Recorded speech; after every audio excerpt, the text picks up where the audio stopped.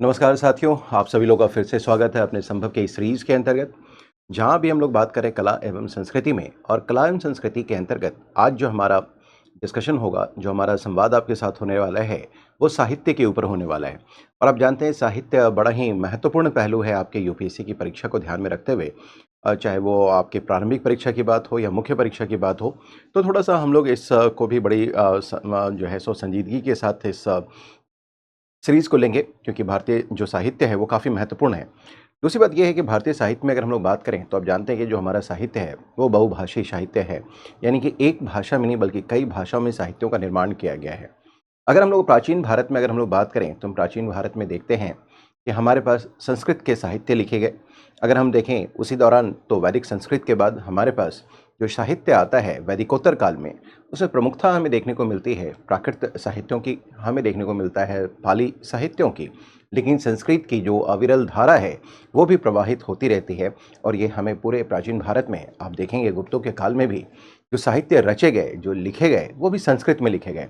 तो जो संस्कृत का साहित्य है वो काफ़ी रिच है। लेकिन साथ साथ हम देखेंगे समानांतर रूप से पाली और प्राकृत साहित्य भी आए। लेकिन हम दक्षिण को कैसे छोड़ सकते हैं? दक्षिण के भी साहित्य हैं जिसमें हम देखेंगे खासकर हमें जो बात करना होगा वो तमिल, और वहाँ भी जो संस्कृत साहित्य है उसकी चर्चा भी हमें करनी पड़ेगी।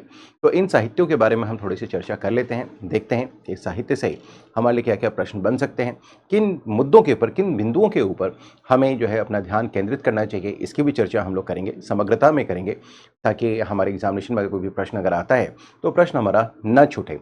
तो इसी के साथ, इसी विश्वास के साथ इस सत्र को हम लोग फिर शुरू करते हैं, इस श्रृंखला को शुरू करते हैं और देखते हैं कि हमारे पास और क्या क्या महत्वपूर्ण जो है सो क्या कहते हैं साहित्य में जो आयाम है उन सभी को हम लोग देखेंगे। तो ये हमारी छठी क्लास थी। आइए आप लोग इससे जुड़ सकते हैं, हमारे साथ जुड़ाव रख सकते हैं। भारतीय साहित्य जो हमारा आज विषय वस्तु, जैसा कि हमने आपसे बताया कि भारतीय साहित्य की हमें चर्चा करनी है। इंडियन लिटरेचर के ऊपर बात करेंगे, भारतीय साहित्य के ऊपर हम लोग चर्चा करेंगे।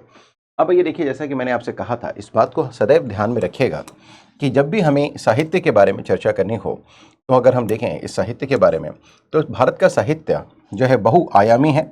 और इसके बहुआयामी होने का कारण ये है कि इसकी एक विशिष्टता है कि इसका जो है स्वरूप है ये बहुभाषी है, ये एक भाषा में नहीं है। ये बड़ा ही, एक तरीके से हम लोग बात करें तो हमारा साहित्य जो है वो बड़ा ही रिच दिखाई देता है, बड़ा ही जो है सो क्या कहते हैं, इसमें देखेंगे एक साहित्यिक जो परंपरा हमारे हैं उसमें उत्कृष्ट कृतियाँ तो शामिल ही हैं, साथ ही इसमें विविधता के तत्व भी देखने को मिलते हैं। काफ़ी विविध है, काफ़ी विविध है। तो उसकी अपनी अनूठी परंपरा है। हर एक जितनी भी भाषाएं हैं उन सारी भाषाओं की अपनी एक अनूठी साहित्यिक परंपरा है। और ये आज से नहीं बल्कि सदियों से चलती आ रही है। जैसा कि मैंने कुछ देर पहले जिक्र किया था कि प्राचीन काल से ही हमारे पास संस्कृत साहित्य, प्राकृत साहित्य, पाली साहित्य और तमाम साहित्य हैं। दक्षिण भारत में जाएं तो लगभग इसी दौरान हम देखेंगे 300 BC से, यानी कि 300 ईसा पूर्व के आसपास से दक्षिण में भी हमारे पास बहुत ही समृद्ध जो है सो साहित्य, तमिल साहित्य खासकर हमें देखने को मिलता है। तो सदियों से परंपरा चली आ रही है। उत्कृष्ट कृतियाँ भी इसमें शामिल हैं। विविध वस्तुओं जो है विषय वस्तुओं के ऊपर में साहित्यों का निर्माण किया गया है। कहीं धार्मिक पक्ष है, कहीं नाटक है, कहीं प्रेम प्रसंग है। तो तमाम तरीके के साहित्य यहाँ पर आपको देखने को मिलेंगे। ठीक है। तो प्राचीन साहित्य में ग्रंथों का एक विशाल और विविध संग्रह है जो शताब्दी से रचित गए हैं। इस ग्रंथ में धार्मिक विषय भी हैं, हम देखेंगे विज्ञान के ऊपर भी पुस्तक लिखे गए हैं, हम देखेंगे कि चिकित्सा के ऊपर भी पुस्तक लिखे गए हैं। ठीक है। हम देखें कविताएं भी लिखी गई हैं, नाटक भी लिखे गए हैं और तमाम विषय हैं, इन सारे विषयों को शामिल किया गया है। और यही कारण है कि भारत का जो साहित्य है काफ़ी विविध और काफ़ी समृद्ध साहित्य हमारे सामने उभर कर आता है। आइए देखें, तो एक थोड़ा सा फ्लो चार्ट के थ्रू समझने की कोशिश करें तो हम देखते हैं कि क्या कि ये सारी बातें ऐसी हैं कि आपको अपने पढ़ने में एक जो है सो एक धागा, एक थ्रेड आपको देगा जो कि कहाँ शुरू करना है, कहाँ ख़त्म करना है, ये आपको समझ में आएगा। प्राचीन भारत में साहित्य के बारे में बात करें तो हमारे पास संस्कृत साहित्य तो हो ही गए, हमारे पास फारसी साहित्य भी हैं, इसको फारसी साहित्य भी बोलते हैं। इसके अलावा हम लोग बात करें तो द्रविड़ साहित्य भी हैं। इसमें खास करके हम अगर बात करें तो तमिल और जो तेलुगु साहित्य है वो तमिल साहित्य काफ़ी महत्वपूर्ण हो जाते हैं। हालांकि मलयालम में भी लिखे गए, तेलुगु में भी लिखे गए, कन्नड़ में भी लिखे गए। इसके अलावा सिख साहित्य भी हमारे पास है, पाली और प्राकृत साहित्य भी है। तो साहित्य, जैसा मैंने कहा कि बहुभाषी है और हमारे साहित्य को ये क्या करता है, बहुत विविध बनाता है, काफ़ी रिच बनाता है। तो आइए शुरू करते हैं। अब ज़्यादा एक तो पृष्ठभूमि हो गई हमारी। इस पृष्ठभूमि के बाद जब हम आगे बढ़ते हैं तो हम लोग बात करना सबसे पहले शुरू करेंगे वैदिक साहित्यों की। वैदिक साहित्यों के बारे में अगर हम लोग बात करें तो देखेंगे कि जो वैदिक साहित्य है इसकी रचना वैदिक संस्कृत में की गई है। अब आप ये कह सकते हैं, आपके जहन में ये बात आ सकती है कि संस्कृत संस्कृत तो सदैव संस्कृत ही रहेगा। ये वैदिक संस्कृत क्या है, इसका मतलब कुछ अलग भी संस्कृत है क्या? हाँ, जब आप देखेंगे क्या कि वैदिक काल में जो वैदिक संस्कृत हमारा है और आप गुप्त काल के संस्कृत की तुलना अगर करेंगे तो दोनों में बहुत फ़र्क आपको दिखाई देगा, बहुत ही फ़र्क दिखाई देगा। तो हम लोग जब बात करते हैं वैदिक साहित्यों की तो वैदिक संस्कृत में लिखे गए हैं। इनमें हम देखेंगे जो वैदिक साहित्य हैं, तो आइए देखेंगे वैदिक साहित्य में क्या क्या हमारे पास है, किन किन चीज़ों को हमें देखना होता है, इनके ऊपर थोड़ी चर्चा कर लेते हैं। जब हम लोग बात करते हैं वैदिक साहित्य के बारे में तो बड़ा ही कुछ बातों को ध्यान में रखते रहिएगा। जब वैदिक साहित्य बोलते किसको हैं, तो पहली बात यह है कि जो वैदिक साहित्य हैं, वैदिक साहित्य इस वैदिक साहित्य की श्रेणी में क्या क्या शामिल होते हैं, ठीक है। तो हम देखें ये जो वैदिक साहित्य है हमारा, ये 4 पुस्तकों से मिलकर के बना हुआ है। 4 साहित्य हैं हमारे पास। इसमें एक हमारे पास जो आता है, जो पहली श्रेणी है वो हमारे पास ऋग्वेद की है। ऋग्वेद की श्रेणी है, ऋग्वेद हमारे पास है। दूसरा हमारे पास जो है इसे हम बोलते हैं, ये हमारे पास है सामवेद है। तीसरे की अगर हम लोग बात करें तो हमारे पास है तीसरा यजुर्वेद हमारे पास आता है। यजुर्वेद हमारे पास है। चौथे की बात करें तो हमारे पास आता है अथर्ववेद। ये अथर्ववेद हमारे पास है, अथर्ववेद है, ठीक है। ये अथर्ववेद है हमारे पास। तो हम देखेंगे ये अथर्ववेद हैं, ये 4 वेद हैं। इन 4 वेदों को अगर हम लोग बोलें तो इसे संहिता भी कहा जाता है। ये क्या है? संहिता। इसे संहिता भी कहा जाता है। संहिता, वैदिक संहिता आप कह सकते हैं, ये संहिता है। इसे हम लोग संहिता की श्रेणी में रखते हैं, ठीक है। अब क्या वैदिक साहित्य यहीं पर समाप्त हो जाता है? नहीं, ये इन 4 तो वेद हमारे पास हो गए, ये 4 वेद हो गए।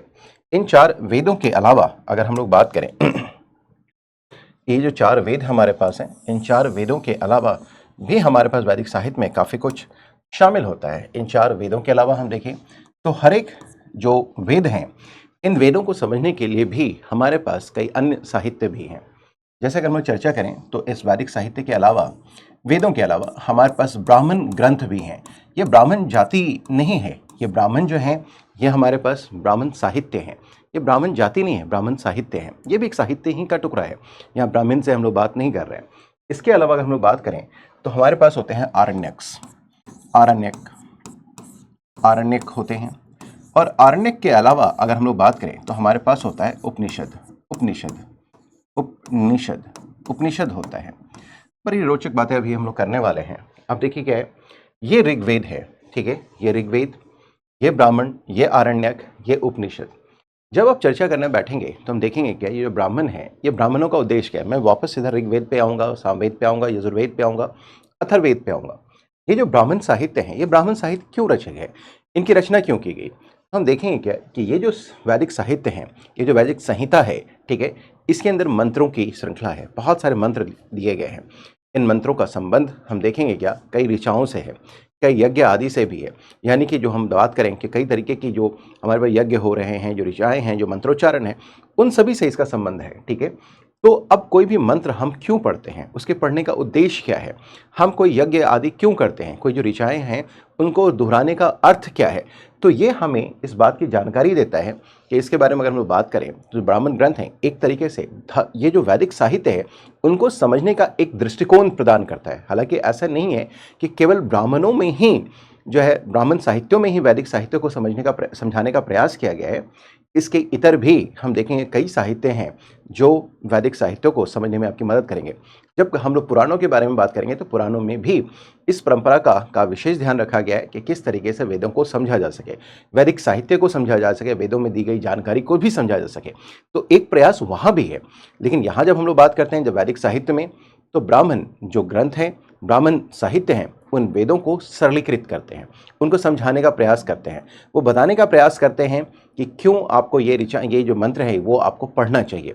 तो ये जो है ब्राह्मण ग्रंथ हो गए, ये ब्राह्मण है। ये इसका मतलब अगर हम देखें यहाँ पर कर्म के बारे में बात किया गया है तो कर्म की एक तरीके से व्याख्या यहाँ पे की गई है।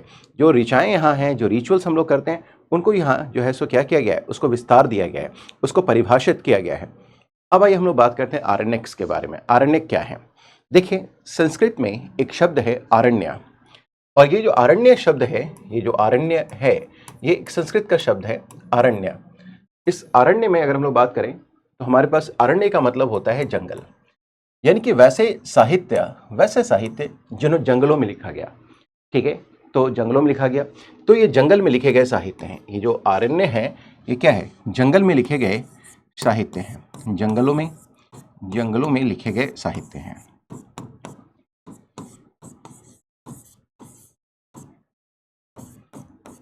लिखे गए साहित्य हैं। अब रही बात, ठीक है, जंगल में लिखा गया साहित्य हैं, जंगलों में लिखा गया, तो इसकी विषय वस्तु क्या है ये भी जानना हमारे लिए ज़रूरी है।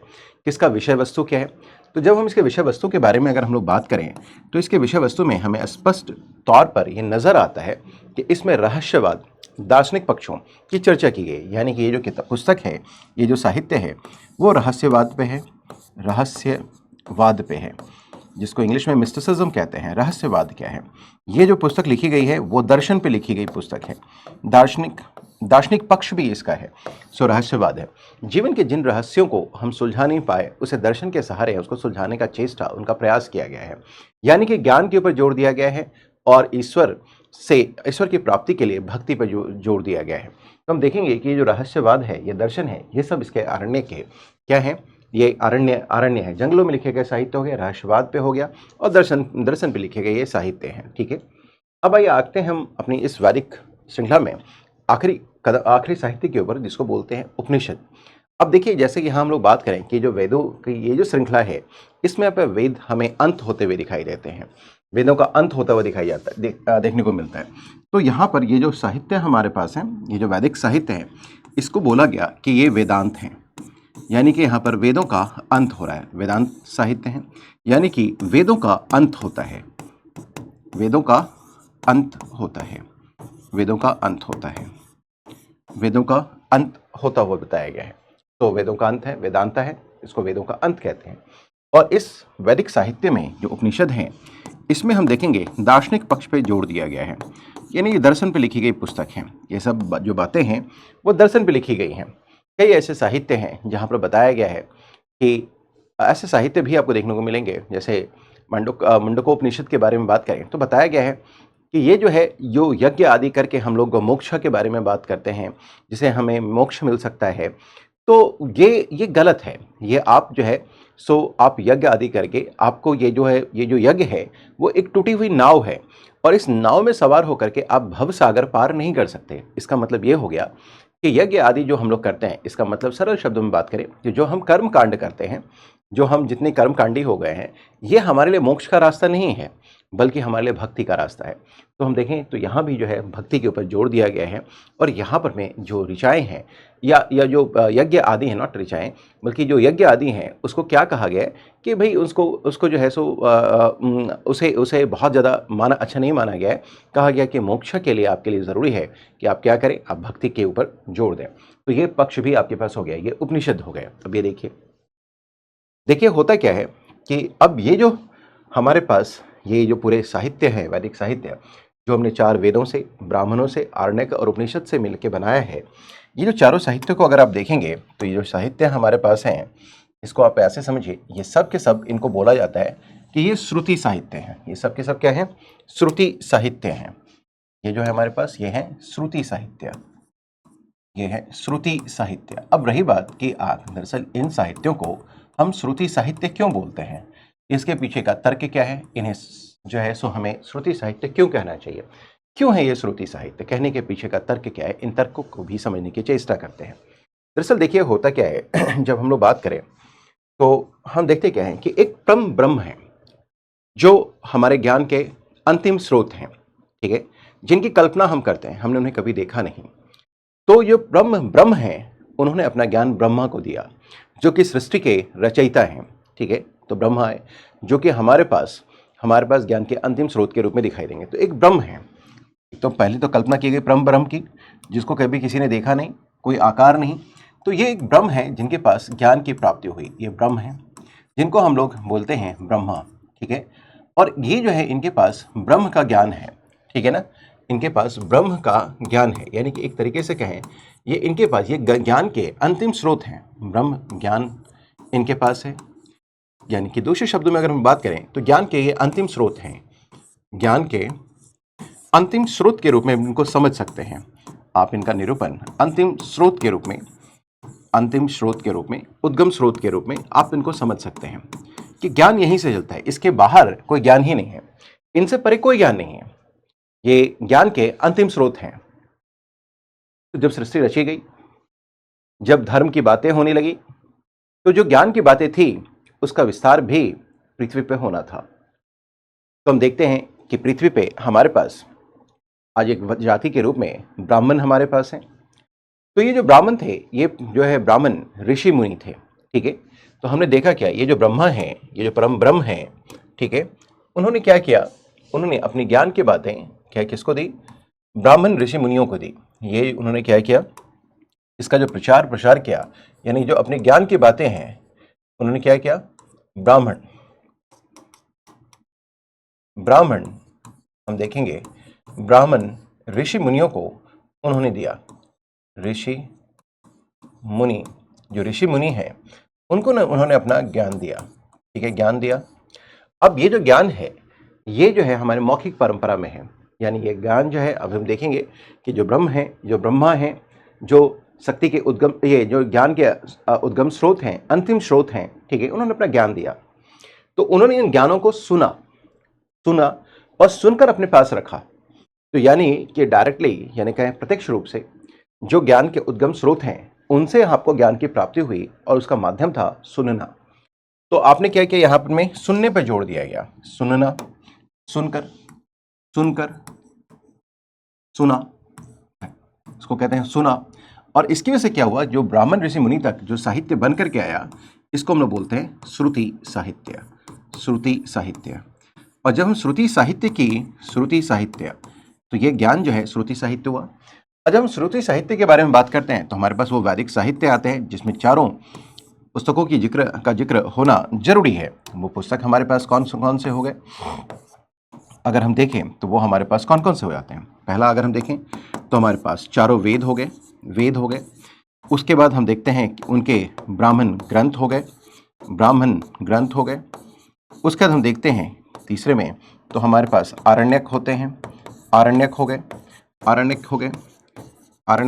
और चौथे में अगर हम लोग आए तो हमारे पास क्या हो गए, वो हो गए हमारे पास उपनिषद हो गए। तो हमने देखा ये उपनिषद हो गया हमारे पास, ठीक है। तो ये जो श्रुति साहित्य है, एक तरीके से तो अगर हम लोग बात कर रहे हैं तो इस श्रुति साहित्य में हमारे पास क्या चीज़ें शामिल हो गई, हमारे पास जो बातें शामिल हुई उसमें वेद, हमारे चारों वेद शामिल हो गए, उसमें हमारे पास ब्राह्मण ग्रंथ शामिल हो गए, उसमें हमारे आरण्यक साहित्य शामिल हो गए और हमारा उपनिषद शामिल हो गया। लेकिन अब आइए देखते क्या है कि जब हमारे पास श्रुति साहित्य बना, जब ब्राह्मण ऋषि मुनियों के पास ज्ञान की प्राप्ति हो गई, तो ये हमारे जो हैं, ये जो हमारे ऋषि मुनि हैं, ये कौन है, ये हमारे गुरु हैं। और इनसे ये जो गुरु हमारे हैं, ये हमारे आदि गुरु हैं, ये इनका अपना क्या होता था, इनका अपना आश्रम होता है, ठीक है ना। आपने देखा होगा कि इनके आश्रम होते हैं, ये आश्रम हुआ इनका, ठीक है। आप देखेंगे क्या, यहाँ पर आश्रम हुआ और इस आश्रम में इनका गुरुकुल चलता है, ठीक है। ये बात समझ पा रहे हैं, ये इनका, ये आप देखेंगे कि जो गुरु हैं इनके आश्रम होते हैं, इनका आश्रम होगा, इनका गुरुकुल होगा, आश्रम होगा, इसी को हम लोग गुरुकुल बोल सकते हैं, गुरुकुल होगा इनका। अब इस आश्रम में, इस गुरुकुल में ये क्या करेंगे, ये जो गुरु होंगे, जो ये देखते होंगे आप कि यहाँ पर एक चबूतरा बना होता है, गुरु जी यहाँ बैठते हैं, गुरु जी यहाँ बैठेंगे, ठीक है, गुरु जी यहाँ बैठेंगे हमारे, ठीक है, यहाँ गुरु जी बैठे और यहाँ पर उनके कई शिष्य बैठते हैं, ठीक है। और जो ज्ञान की प्राप्ति इन गुरु जी को हुई थी, परम ब्रह्म से हुई थी, जो ज्ञान के अंतिम स्रोत हैं, उन्होंने जो ज्ञान यहाँ पर प्राप्त किया, जो सुना इन्होंने अपने शिष्यों को सुनाया, इन्होंने उनको सुनाया, ठीक है। यानी ये जो ज्ञान की बातें थी, अब उन्होंने क्या किया, जो इनके पास ज्ञान था ये ज्ञान उन्होंने उनको दे दिया। अब ये जो बच्चे हैं इन्होंने भी सुना, लेकिन अब सुन करके इनके अंदर इनको स्मृति में रखना पड़ेगा। इन्होंने सुना लेकिन अभी क्या है, इनको स्मृति में रखना पड़ेगा, ठीक है। अब तो आदि स्रोत तो हो ही गए, हमने देखा कि ज्ञान दिया, हमने सुन करके रख लिया। अब ये जो ज्ञान की बातें हैं, ये ज्ञान की बातें इन्हें स्मृति में रखनी पड़ेंगी, इनको याद करके रखना पड़ेगा। तो हम देखेंगे क्या कि यहाँ जब हम आते हैं तो यहाँ हमारे पास क्या है, स्मृति। स्मृति रखना पड़ेगा, यानी कि याद रखना पड़ेगा, याद रखना पड़ेगा, रखना पड़ेगा, रखना पड़ेगा। और इसी से हमारे पास ये जो स्मृति है, इसी के साथ हमारे पास क्या हो गया, इसी के साथ हमारे पास क्या हो जाता है, तो हम देखेंगे क्या कि हमारे पास इस स्मृति से ये हमारे पास हो जाता है स्मृति साहित्य का निर्माण। अगर हम लोग बात करें तो हमारे पास स्मृति साहित्य उभर करके आते हैं, स्मृति साहित्य, स्मृति साहित्य हमारे पास उभर करके आते हैं। इस तरीके से हमने देखा कि श्रुति साहित्य बना, स्मृति साहित्य भी हमारे पास बना। ठीक है, अब स्मृति साहित्य की श्रेणी में क्या क्या बातें आती हैं, इनको भी थोड़ा सा देख लेते हैं। जब हम लोग स्मृति साहित्य के बारे में बात करें तो इसमें हमारे पास आते हैं वेदांग, ये 6 हैं। वेदांग हो गया हमारे पास, वेदांग हो गया, वेदांग एक हो गया। इसी में हम देखेंगे तो हमारे पास क्या आता है, वेदांग के अलावा अगर हम लोग बात करें तो हमारे पास आते हैं कल्पसूत्र। ठीक है, कल्पसूत्र आता है, कल्पसूत्र आता है, यानी कि सूत्र साहित्य आते हैं, कल्पसूत्र हो गया, सूत्र साहित्य हो गया अर्थात। इसके अलावा अगर हम लोग बात करें तो हमारे पास इसमें आते हैं महाकाव्य, आते हैं महाकाव्य, महाकाव्य आएंगे, महाकाव्य आएंगे। अगर हम लोग महाकाव्यों के बारे में बात करें तो रामायण और महाभारत को हम कैसे भूल सकते हैं। महाकाव्य की श्रेणी में हमारे पास रामायण भी है और महाभारत भी हैं, सो रामायण और महाभारत हो गए। इसके अलावा अगर हम देखें महाकाव्य के अलावा तो इसमें 18 पुराणों का जिक्र किया गया है, ये पुराण होंगे, पुराण होंगे, ये हमारे पास पुराण होंगे। इन पुराणों के अलावा अगर हम लोग बात करें तो हमारे पास और क्या होगा, हम बात करें तो हमारे पास षड दर्शन होंगे। जो आप 6 दर्शन के बारे में जानते हैं, षड दर्शन भी ये श्रुति साहित्य की श्रेणी में आते हैं, इन श्रुति साहित्य की श्रेणी में आते हैं। अर्थात अगर हम लोग बात करें तो हमने ये देखा कि हमारे पास श्रुति साहित्य भी हो गया, और यहाँ अगर हम लोग देखें तो हमारे पास स्मृति साहित्य भी हो गया। ये स्मृति साहित्य भी हमारे पास है, इस स्मृति साहित्य को भी हम लोग देखते हैं, ये हमारे पास स्मृति साहित्य हो गया। तो ये हमारे पास 2 तरीके के साहित्य हुए, एक वैदिक साहित्य में, एक तो हो गया हमारे पास श्रुति साहित्य, उसका दूसरा हम देखें स्मृति साहित्य। अगर हम देखेंगे तो हमारे पास क्या है, यहाँ पर हमने देखा कि इसके अंदर वेदांग शामिल हुए स्मृति साहित्य में, कल्पसूत्र शामिल हुए, महाकाव्य शामिल हुए, पुराण शामिल हुआ, और ये षड दर्शन हमारे पास शामिल हो जाते हैं। और इस तरीके से हमने देखा कि हमारे पास क्या है कि जो वैदिक साहित्य है उसका निर्माण हुआ, उसकी रचना की गई, वो बनाए गए। ठीक है, तो हमने देखा श्रुति साहित्य हो गया और ये हो गया। ठीक है, तो इतनी बातें हमने देख ली, यहाँ पर हमने समझ लिया किस तरीके से यह बातें आती हैं।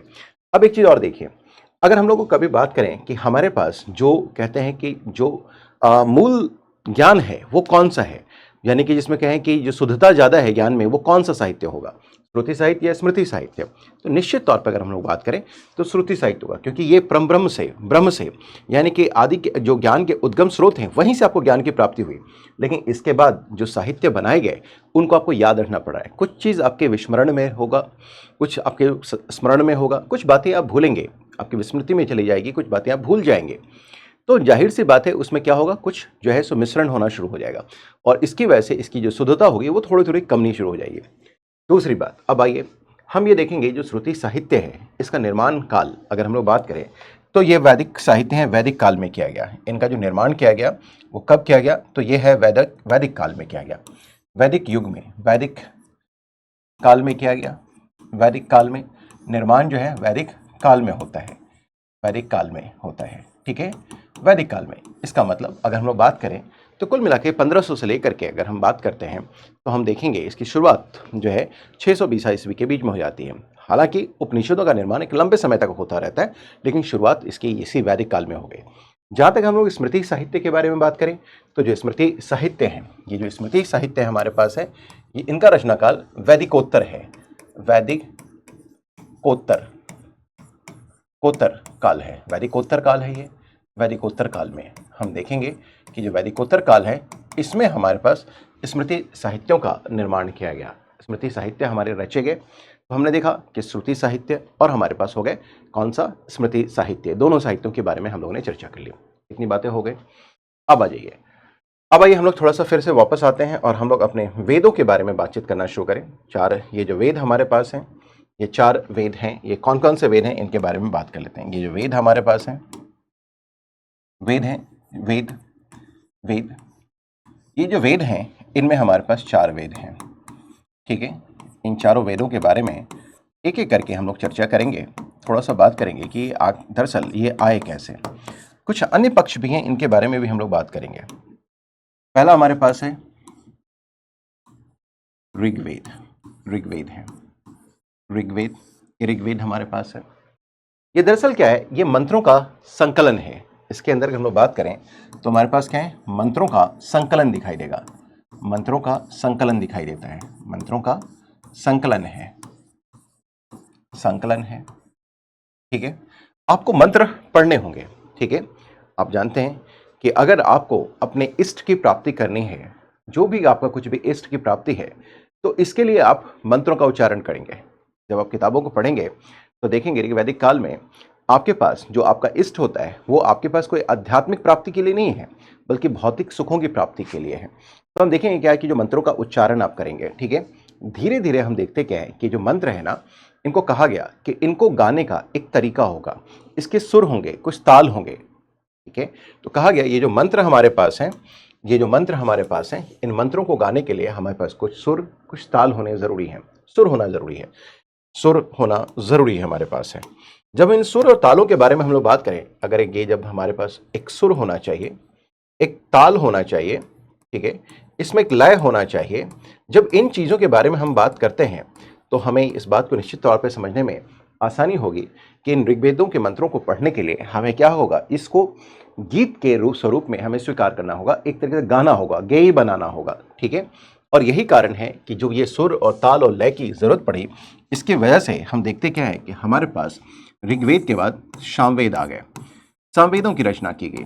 और आप जानते होंगे कि ये जितने भी ऋग्वेद हैं, इसमें अधिकांश जो आपके मंत्र हैं, जो ऋचाएँ हैं, जो मंत्र हैं सामवेद के, वो ऋग्वेद से लिए गए। कारण यही है कि यहाँ पर हमने देखा कि आपको इन मंत्रों को क्या देने, संगीत की देने की ज़रूरत थी, संगीत देने की ज़रूरत थी।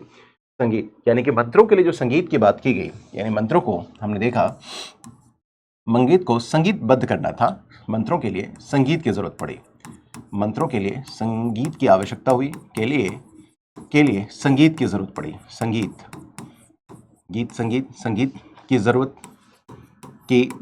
हुई। और इसी ज़रूरत ने, हम देखेंगे ये जो ज़रूरत है, इसी ज़रूरत ने क्या किया, हमारे पास क्या किया, जो है हम देखेंगे, माफ़ कीजिएगा थोड़ा, हमने देखा कि ये जो ज़रूरत हमारे पास है, इसने ही हमारे पास क्या कर दिया, हमारे पास यहाँ पर क्या किया, हम देखेंगे कि सामवेद की रचना करवाई। ये इसी की वजह से हम देखेंगे कि सामवेद की रचना की गई, ठीक है। सो मंत्रों के लिए संगीत की ज़रूरत हुई और इसकी वजह से हम देखते हैं कि यहाँ पर हमारे पास क्या आ गया, सामवेद आ गया। मंत्रों का संकलन है, सुर ताल लय की ज़रूरत हुई, ये हमने देखा, संगीत दिया गया, ठीक है। तो ये सामवेद हमारे पास हो गया।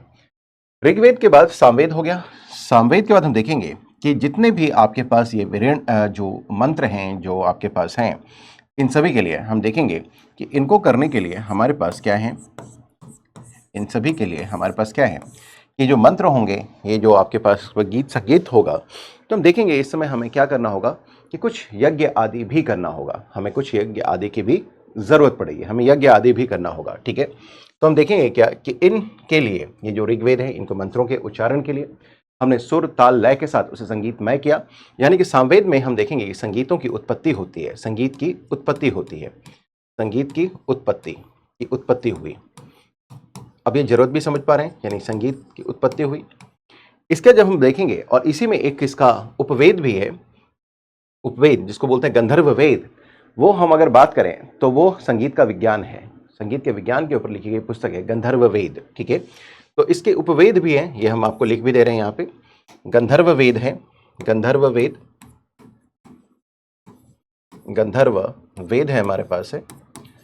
ये जो गंधर्व वेद है, ये हमारे पास इस चीज़ पे लिखी गई पुस्तक है, ये गंधर्व वेद जो हमारे पास है, गंधर्व वेद, ये संगीत के विज्ञान पर लिखी गई पुस्तक है, संगीत के विज्ञान पर लिखी गई पुस्तक है, संगीत के विज्ञान पर लिखी गई पुस्तक है। सामवेद रचा गया।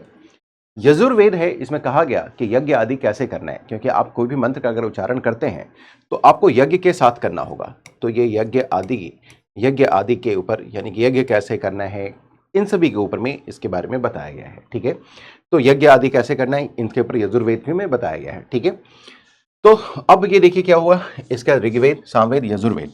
अब आते हैं हम लोग आखिरी वेद की तरफ, जिसमें हम लोग बोलते हैं कि ये है हमारे पास अथर्ववेद। जब हम लोग अथर्ववेद के बारे में बात करते हैं, अथर्ववेद के बारे में, तो ये वेदों की श्रृंखला में आखिरी श्रेणी है। जब इसमें देखेंगे तो हम देखते क्या है कि इसमें जिस चीज़ की बहुलता है, जिसमें चीज़ की प्राथमिकता है, ठीक है, वो है, हम देखेंगे इसके अंदर जैसे जादू टोना, जादू टोना, जादू टोना है, तंत्र मंत्र है, तंत्र मंत्र की बात की जाती है। ठीक है, और जब हम इसको देखते हैं, जब इसका विश्लेषण करते हैं, तो हमें ये दिखाई देता है कि ये जो जादू टोना तंत्र मंत्र है हमारे पास, ये सब क्या है, ये वैदिक समाज के लक्षण नहीं है, ये वैदिक समाज के चरित्र नहीं है, ये जो है हमें वैदिक, जो है गैर वैदिक समाज के चरित्र हैं। ठीक है, ये जो है हमारे पास, ये गैर वैदिक समाज, गैर वैदिक समाज, गैर वैदिक समाज के चरित्र हैं, वैदिक समाज के चरित्र हैं, के चरित्र हैं। ठीक है, तो ये हमारे पास वैदिक समाज के चरित्र नहीं बल्कि गैर वैदिक समाज के चरित्र हैं हमारे पास, जादू टोना तंत्र मंत्र आदि होना। तो जब ये बातें हैं कि ये वैदिक समाज के चरित्र नहीं है, तो इसका मतलब क्या है कि ये जो बातें हैं, ये जो 3 वेद जब लिखे जा रहे हैं, ये जो 3 वेद हमारे पास हैं, इन 3 वेदों की महत्ता है। ठीक है ना, और इनको एक हम देखेंगे कि एक श्रेणी में रखने की कोशिश की गई।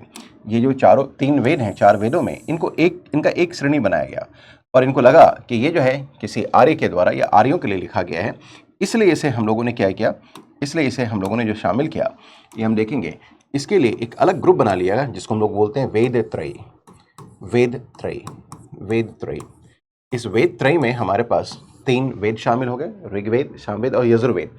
और ये अथर्ववेद जो है वो वेद त्रयी में शामिल नहीं होंगे। ठीक है, क्योंकि इसमें अनार्य तत्वों की, गैर वैदिक समाज यानी कि अनार्य तत्वों की प्रधानता है, अनार्य तत्वों की प्रधानता है, तत्वों की प्रधानता है, की प्रधानता है, अनार्य तत्वों की प्रधानता है। आपने देखा, ये अनार्य तत्व हैं, उनकी प्रधानता हमें देखने को मिलती है। तो ये गैर वैदिक समाज हो गया के चरित्र हैं, अनार्य तत्वों की प्रधानता है, इसमें आर्य तत्वों की प्रधानता नहीं है, इसलिए इसकी पवित्रता इन तीनों वेदों की तुलना में, पहले 3 वेदों की तुलना में उतनी ज़्यादा नहीं है जितनी इन तीनों की है। इसलिए इसे हम लोग वेद त्रयी की श्रेणी से हम लोग क्या करते हैं, हम लोग इसको बाहर रखते हैं। इतनी बातें समझ रहे हैं सभी लोग? इतनी बातें समझ में आ रही हैं?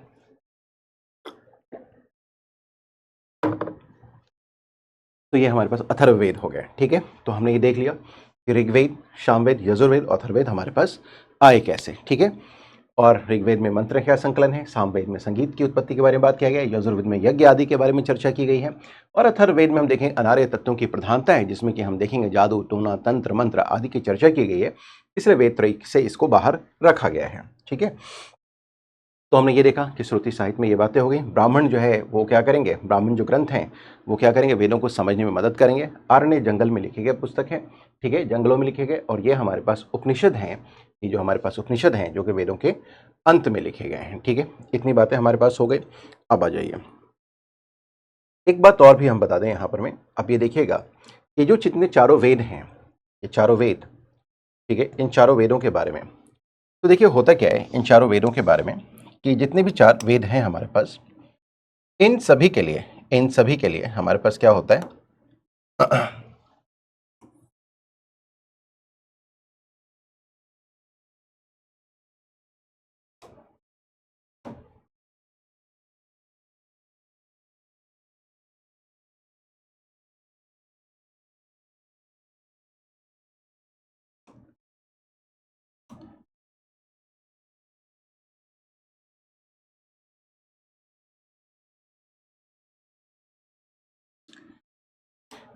ये जितने भी वेद हैं सर मैम, इसमें हम देखेंगे क्या, इनको गाने के लिए, इनके चैंटिंग के लिए, इनका मंत्र का उच्चारण करने के लिए, ठीक है ना, एक ऋषि परिवार है, ठीक है ना, वो निश्चित ऋषि परिवार ही उनको गाएंगे। ठीक है, तो यहाँ हम देखें, यहाँ पर हमारे पास वेद हो गए, वेद, और हमारे पास इन वेद के अलावा अगर हम देखेंगे कि एक हमारे पास ऋषि परिवार होगा, ऋषि परिवार के सदस्य ही इसको गाएंगे, एक निश्चित ऋषि परिवार के सदस्य ही इसको गाने का कार्य करेंगे, ऋषि परिवार, ठीक है।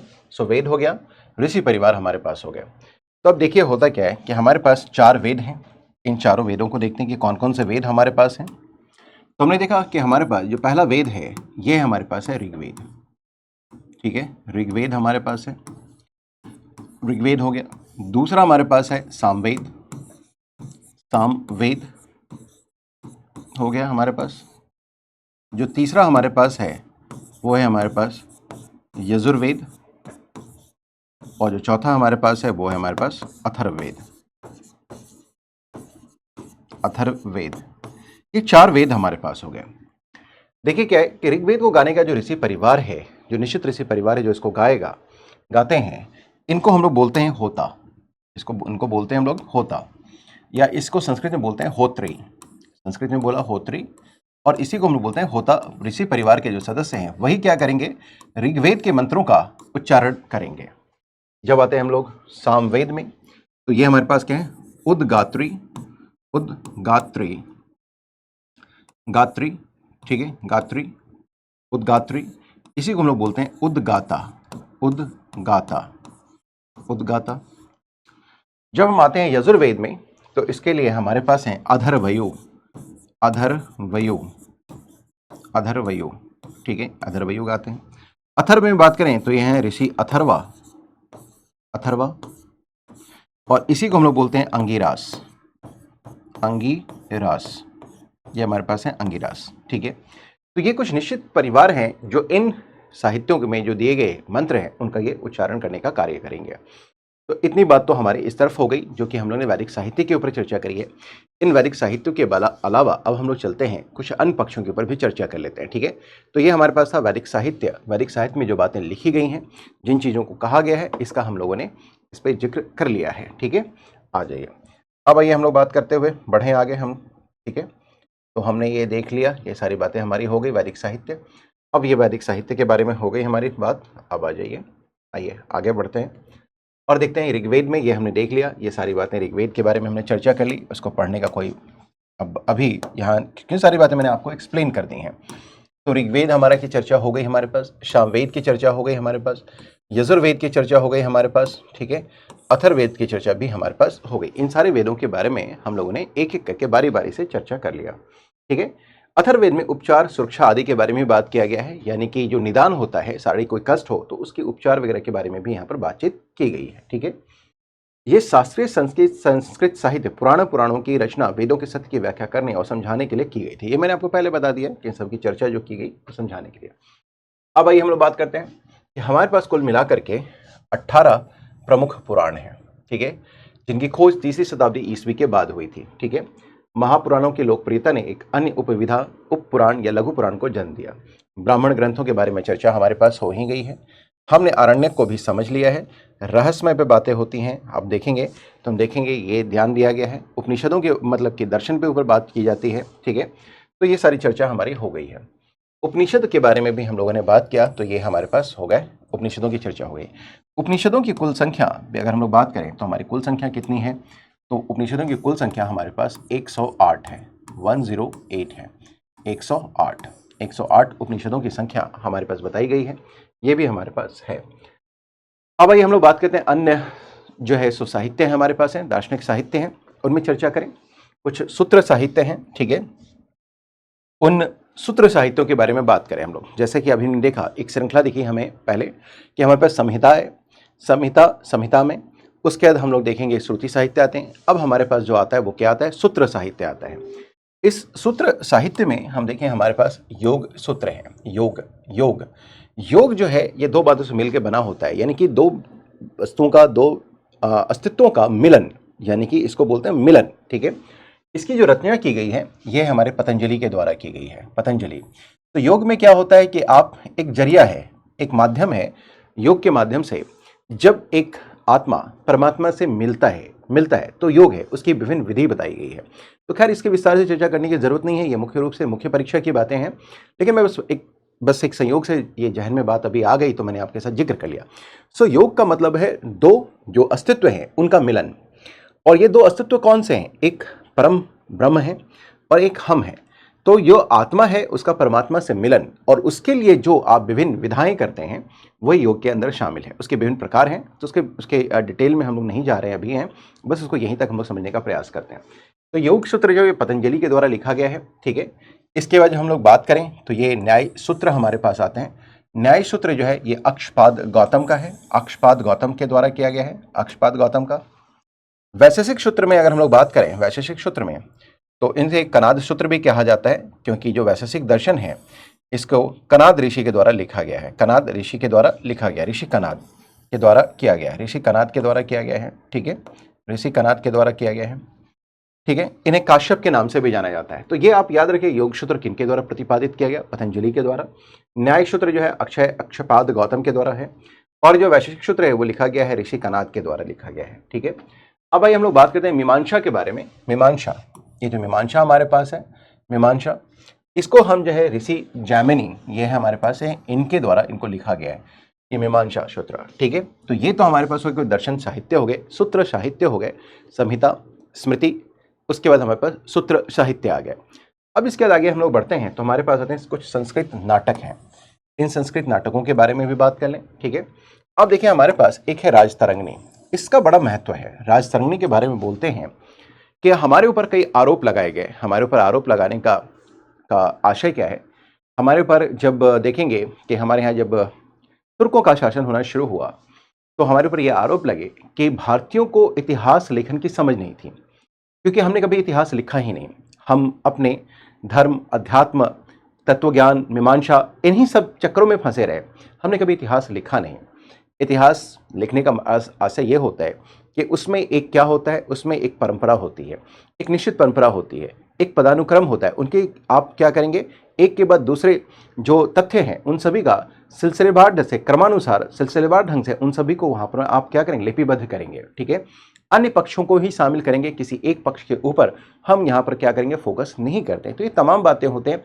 फिर उसके अंदर तार्किकता होनी चाहिए। कोई भी बातें अगर लिखते हैं, लिखने का जब उसको हम शामिल करते हैं इतिहास में, तो उसकी एक निश्चित जांच परख भी होनी चाहिए। उसका जो है निश्चित तौर पे हम जांच परख करेंगे, उसके बाद ही इतिहास का निर्माण संभव हो पाता है, इतिहास हो पाता है, ठीक है। तो ये कहा गया कि भाई हमारे यहाँ कि इनफैक्ट ये माना जाता है इतिहासकारों के बीच में भी कि राजतरंगिणी से पहले हमारे बस इतिहास नहीं लिखा गया। कोई भारत का जो पहला इतिहास अगर लिखा गया जिसमें सिलसिलेवार तरीके से घटनाओं को शामिल किया गया, तो वो था कलहन का राजतरंगिणी। तो इसे पहला ऐतिहासिक पुस्तक के रूप में इसको मान्यता प्राप्त है। तो अगर हम लोग बात करें तो ये जो पुस्तक हमारे पास है राजतरंगिणी, ये प्रथम ऐतिहासिक पुस्तक है, प्रथम ऐतिहासिक ऐतिहासिक ऐतिहासिक पुस्तक है, प्रथम ऐतिहासिक पुस्तक है, पहले इतिहास पर लिखी गई किताब है। और ये किताब जो लिखा है वो लिखा है किसने? कलहन ने लिखा है। और इस पुस्तक में हम देखेंगे कि कश्मीर के राजवंशों का सिलसिलेवार तरीके से क्रमानुसार उनका संकलन किया गया है, जो इसे ऐतिहासिक समझ पे लिखी गई पहली पुस्तक बनाता है, प्रथम ऐतिहासिक पुस्तक माना जाता है, ठीक है। तो ये इसमें है कश्मीर के राजाओं का, यहाँ हम देखेंगे जो कश्मीर के शासक हैं उनका जो है यहाँ पर कश्मीर के राजाओं का जीवन वृत्तांत है। और ये जो है लगभग जिसकी रचना 12वीं शताब्दी के मध्य से अगर हम लोग बात करें में कलहन ने की थी। इस ग्रंथ में कारकोट वंश, वर्मन वंश और यशस्कर राजवंश आदि का उल्लेख किया गया है। इसके अलावा हम लोग बात करें, फिर दूसरी पुस्तक भी अपने पास है, इस दूसरी पुस्तक की चर्चा भी हम लोग कर लेते हैं। ये हमारे पास कथा सरित सागर। ये जो कथा सरित सागर है ये सोमदेव की रचना है, जिसे कहानियों की धाराओं का महासागर भी कहा जाता है। इस पुस्तक की अवधि के दौरान कश्मीर के दुखद इतिहास को दर्शाता है, ठीक है। कालिदास गुप्त काल के प्रसिद्ध संस्कृत कवि और नाटककार थे, ठीक है ना। कथा सरित सागर सोमदेव के द्वारा लिखा गया। तो ये जो किताब है ये सोमदेव का लिखा गया है, ठीक है। अब आ जाइए, अब आइए हम लोग कालिदास के बारे में बात करें। तो कालिदास की कृतियां हैं, तो ये देखिए अभिज्ञान शाकुंतलम के बारे में चर्चा करें, अभिज्ञान शाकुंतलम, ठीक है। अब हम देखते हैं कुछ जो कालिदास के द्वारा लिखी गई पुस्तकें हैं। इसमें हमारे देखेंगे कि जो कृतियां हैं उसमें हमारे पास एक आ जा रहा है, वो है क्या? वो हमारे पास वह अभिज्ञान शाकुंतलम। अभिज्ञान शाकुंतलम है। इसमें शकुंतला और राजा दुष्यंत की कहानी को बड़े अच्छे तरीके से उसका विवरण दिया गया है, ठीक है, बहुत अच्छे तरीके से। उसके बाद है विक्रमो वर्षम, ठीक है ना। इसमें दरअसल क्या है, एक उर्वशी है और एक राजा है विक्रम। इन दोनों का बड़ा ही अच्छे तरीके से मिलन दिखाया गया है। उनका बड़ा ही जो है अच्छे तरीके से उर्वशी और राजा विक्रम के साथ उनके मिलन की कहानी है, ठीक है। ये मिलन की कहानी बताता है। जो मालविका अग्निमित्रम है, ये एक प्रेम प्रसंग है। प्रेम प्रसंग में क्या है कि शुंग वंश के जो शासक हैं अग्निमित्र, ठीक है, अग्निमित्र, उनकी अपनी दासी जो है, दासी मालविका, उसके साथ प्रेम है, प्रेम होता है। तो ये जो पूरा प्रेम प्रसंग है, ये शुंग शासक अग्निमित्र और उनकी दासी मालविका के बीच में, उनके बीच में बताया गया है। साथ ही साथ कुछ अन्य पक्ष भी हैं जहाँ इसमें दर्शाया गया है। इसमें जो पुष्यमित्र शुंग हैं, जिन्होंने शुंग वंश की स्थापना करी थी, उनके द्वारा किए गए यज्ञ आदि का भी विवरण यहाँ पर दिया गया है, ठीक है। तो ये मालविका अग्निमित्रम, शुंग राजा अग्निमित्र, दासी मालविका की ये प्रेम कहानी है, प्रेम प्रसंग है, ठीक है, प्रेम प्रसंग है ये, ठीक है, ये प्रेम कहानी है, ये याद रखना है। जिसमें शुंग राजा अग्निमित्र हैं, ये इसके मेन कैरेक्टर हैं, और उनकी दासी मालविका की कहानी है। अब आइए हम लोग बात करते हैं रघुवंशम के ऊपर, ठीक है। दरअसल क्या है रघुवंशम, रघुवंश कहते ही हमारे जहन में भगवान श्री राम का नाम आता है। तो ये जो रघुवंश है, इसमें भगवान श्री राम के रघुवंश की वंशावली का विवरण मिलता है, ठीक है, वंशावली का विवरण मिलता है। भगवान राम के रघुवंश की वंशावली, ये वंशावली है, ये वंशावली है, इसका जिक्र मिलता है। कुमार संभवम में हम देखें, इसकी पुस्तक में कुमार संभवम, ये जो कुमार हैं, कुमार शब्द का प्रयोग किया गया है कार्तिकेय के लिए। शिव और पार्वती के जो प्रथम पुत्र हैं कार्तिकेय, उनके जन्म की कथा इस कुमार संभवम में दी गई है, जन्म को बताया गया है। तो कार्तिकेय के जन्म की बात की गई है, यहाँ पे कार्तिकेय के जन्म की बात की गई है, जो शिव और पार्वती के पुत्र हैं। अब आइए हम लोग बात करते हैं, यहाँ पर हमारे पास क्या है, मेघदूतम, ठीक है ना। तो ये मेघ जो है ना, मेघ, ये जो है काले काले बदरा, ये जो बादल हैं, ये यात्राएं करते हैं। और ये दरअसल क्या है कि ये संवाद का संवहन करते हैं। अब साहित्य में देखें, जहाँ पर कल्पनाएं होती हैं, कई बार कपोल कल्पनाएं भी होती हैं। कल्पनाशील व्यक्ति ये कहता है, जब किसी को कहीं पर संवाद भेजना है, छेड़ना है, तो उसके पास एक बादल, ये जो मेघ है ना, ये एक माध्यम है, एक दूत है। तो यहाँ बताया गया कि जो मेघदूतम है ना, मेघ एक दूत की तरीके से, एक मैसेंजर की तरीके से ये यात्रा कर रहा है, एक जगह से दूसरी जगह जा रहा है, संवाद का संवहन कर रहा है, ठीक है। तो यहाँ पर मेघदूत की यात्रा, मेघ एक दूत के रूप में दिखाया गया है। इस मेघदूत की यात्रा पर ये केंद्रित है, ठीक है। ये इतनी बातें समझ गए, तो ये हो गया हमारे पास मेघदूतम, ठीक है, इतनी बातें हो गई हमारे पास। तो ये कुछ चर्चाएं थी हमारे पास। इसके जरिए हम आते हैं किसके ऊपर, शूद्रक के ऊपर। शूद्रक, ये भी बड़ा महत्वपूर्ण, इनके द्वारा लिखी गई जो पुस्तक है, ये भी काफ़ी महत्वपूर्ण है, इसकी चर्चा भी कर लेते हैं।